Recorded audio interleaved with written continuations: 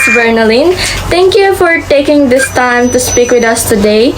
It's great to connect with you. If may I ask po is, how are you po, ma'am? I'm good. Ito lumalaban pa rin. Okay po. For today, we're gonna ask question po.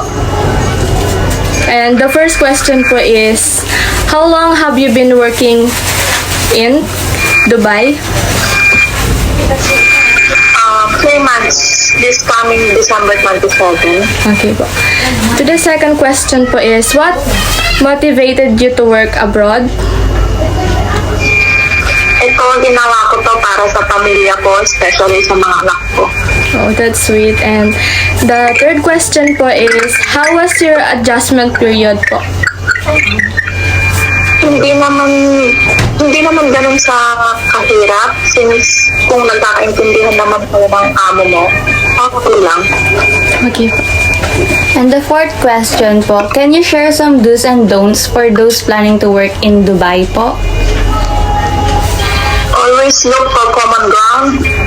The understanding, dapat malakas loob mo, makipagsapalaran yung mental emotional mo, physical emotions. Hindi naman padali humiwalay sa pamilya kung kung family oriented ka.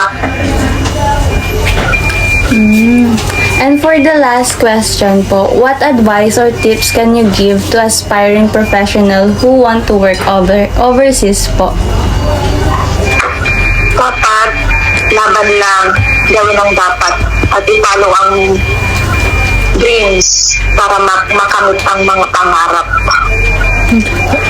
Thank you so much for your time and consideration po. We enjoy learning about your experience in another country po. Thank you. Thank you po. Have a great day. Have a pleasant day po.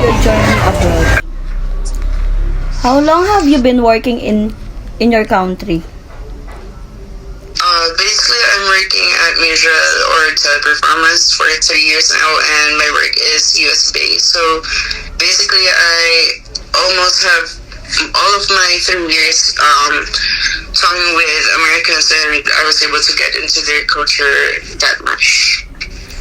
Okay. Second question, what motivated you to work abroad? For money and experience. How was your adjustment period? 1 year only, mabilis lang ako kasi makapick up ng behavior ng ibang tao, especially Americans, because they're so easy to read and it's much easier to adapt with them. How did you manage to adjust the new culture, especially in terms of communication and language? Not that much because my father is a English teacher. That's why I'm not that I don't find it really hard when it comes to communicating in terms of English language, and I was able to have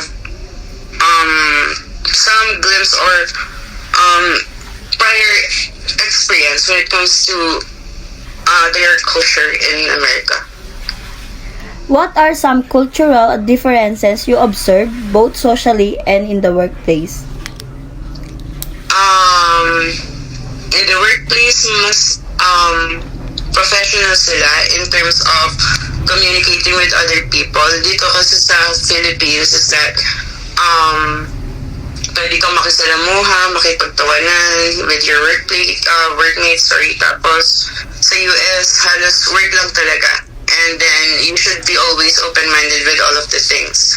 Dito kasi sa Philippines, mabilis ma-offend when it comes to words. That's why, be mindful with the things that you're saying. Last question po. What advice or tips can you give to aspiring professional who wants to work overseas? Be ready with the culture because it's very different.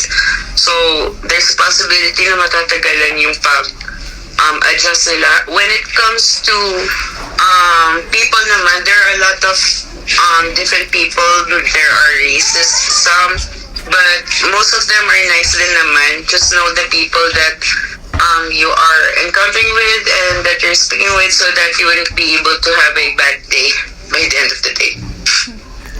Thank you so much, sir, for your time po. Good morning po. I am Eliaza. And I'm Bianca po. And thank you po for your time for this interview, sir.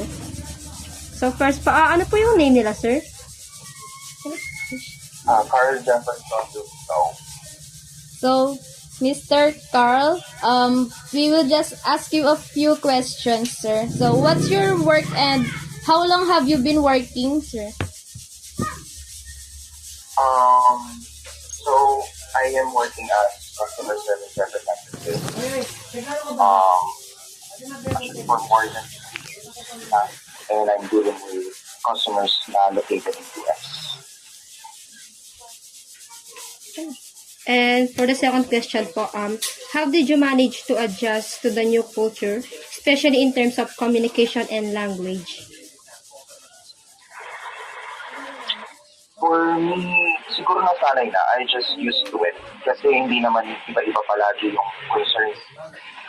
So, siguro, nasanay na lang talaga ako makipag-communicate. Siyempre, if nasa office ako, I still practice naman outside office on how I can do better.